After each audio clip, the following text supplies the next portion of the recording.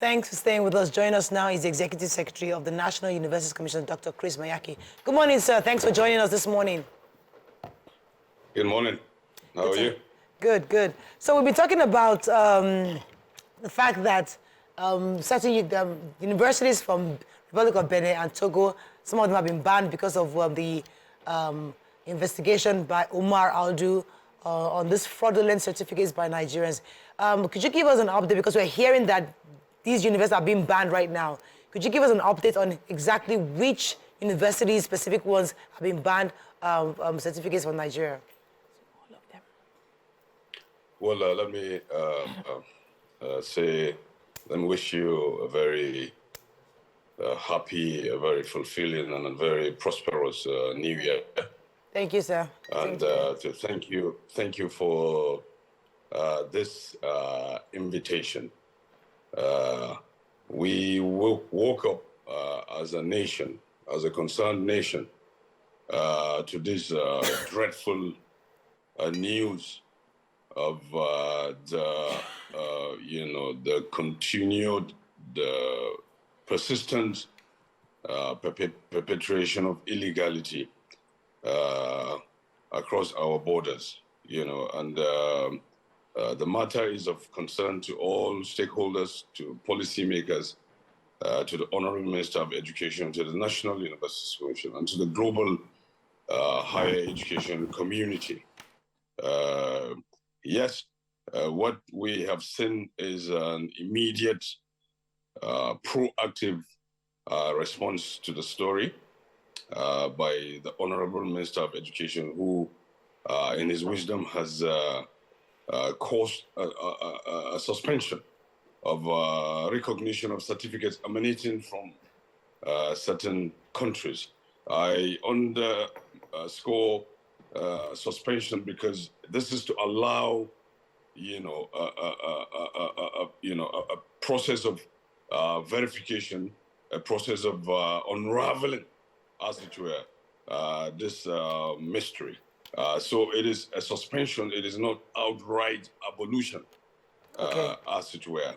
All right. Yeah, and I think what that does is it allows a process of removing the seeds from the shaft, and as we will soon find out, we'll be able to, to separate between illegal, unauthorized, and unapproved institutions. Because you can't also use a broad brush to abolish all institutions, because not all institutions may turn out to be illegal. And so this is why, on a cautionary note, the word there is suspend, and allow a process of investigation involving all stakeholders. Okay, thank you for that clarity. Yes, so I would like to know, did this come as a surprise to you? No. The issue of degree mills is it's an age-long, phenomenon. The word degree mills, as it connotes, it's those unapproved, unauthorized, illegitimate institutions whose business it is to manipulate and capture unsuspecting parents and students who, there's this penchant for, certificates. Everybody wants the status, the social status attached to obtaining a university degree by hook or by crook. And so, because, these institutions find a lot of unsuspecting Nigerians as potential recruits. So it has not come to me as a surprise to us as a National Universities Commission. This is a global phenomenon in the United States of America. The issue of degree mills is on the top burner. It is every year they're also grappling with the nefarious activities of degree mills. In the United Kingdom, recently, 85 portals were exposed of illegal online universities purportedly emanating from the United Kingdom. And you can go on and on in all the regions of the world. And this is why there is a global action under the auspices of UNESCO, the United Nations Educational, Scientific, and Cultural Organization, where Nigeria has... Mr. Mayaki, please, let me just make this more specific. I understand generally it won't come as a surprise. We understand degree meals and how it happens globally. But I was talking specifically with these schools in Benin. Did it need the investigative journalists to do that job for the commission, you know, to be aware of schools, the particular school? Let me correct the impression that our records are not bereft of previous responses and actions on institutions from Benin Republic. Indeed, the record will show that we have engaged authorities of these countries, these neighboring countries. In the recent past, the National Universities Commission commissioned a set of education correspondents, your colleagues from the media, where we thought we needed to unravel why the craze for Ghanaian education. And what we found out was that the truth was that those were substandard institutions. In Ghana you have strong institutions like the University of Legon, the Kumasi University of Science and Technology, University of Education in Winneba. I mean, they have very strong academic traditions like Nigeria. But we have also found out that because of the acute, gap between demand and supply, and the inability of a lot of Nigerians to gain access to university education, a lot of them have gone to the neighboring countries, not minding the consequences of going through those illegal, unauthorized, unapproved institutions. So we have been working at the sub-regional level, at the bilateral level. Even recently, when I visited Ivory Coast on a World Bank education mission, I visited a university because they have been so worried that they have not been recognized. The kids, the Nigerians that patronize those institutions have not been recognized for the purposes of NYC mobilization. So we and this is just two months ago, and I went there and I undertook an on-the-spot, inspection and assessment, accompanied by the Nigerian ambassador to Cote d'Ivoire. So we've been working, but let me say this, the law is there. People are aware of this illegality. People is like, when you speak about armed robbery, people know when you're caught, you will face the firing squad. It's like drug peddling. People know, but as you tighten the law, also people are also making it impossible. They perpetuate illegality. They know the consequences. They embrace it.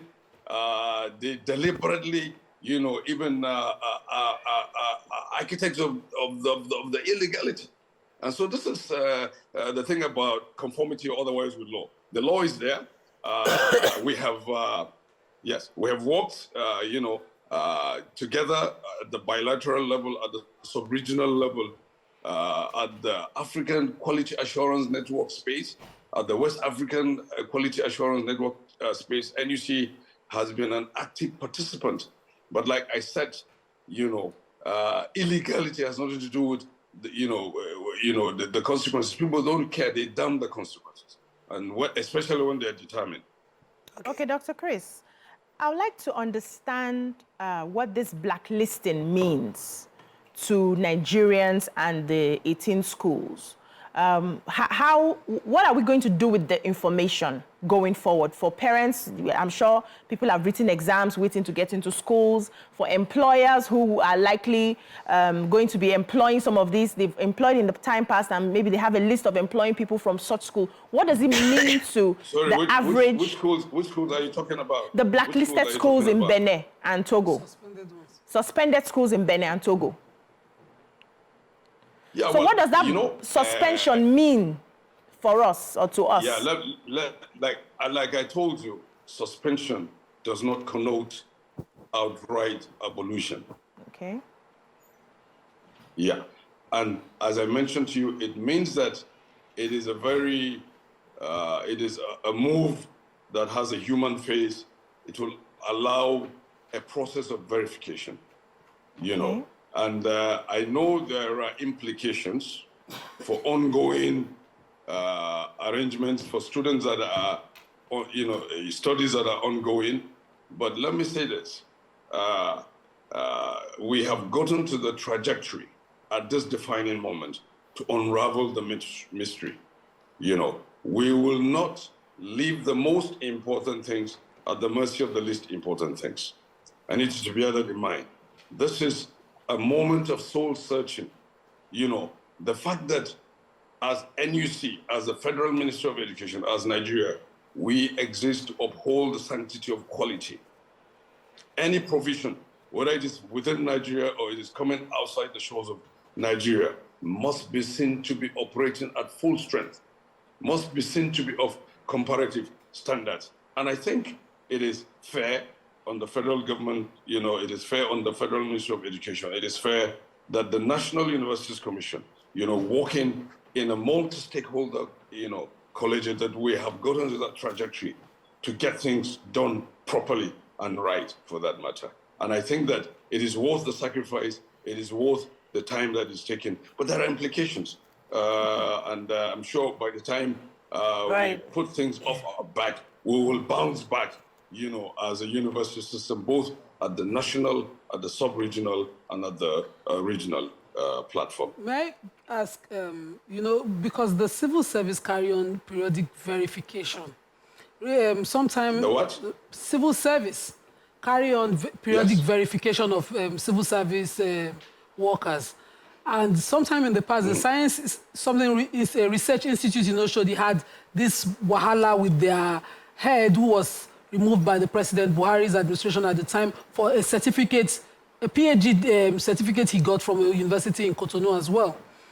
How would you advise the civil service clean up degree holders from these 18 institutions going forward? Oh, but it's very simple. If anybody presents a certificate, whether it's a civil servant, whether it's in the private sector, whether it is to TVC, you know, I think the onus is on the HR, the human resource arms of all these establishments to, you know, initiate a process of verification. And the stepping stone is to refer to the competent authorities. You know, first and foremost, at the National Universities Commission, we have a list of approved universities.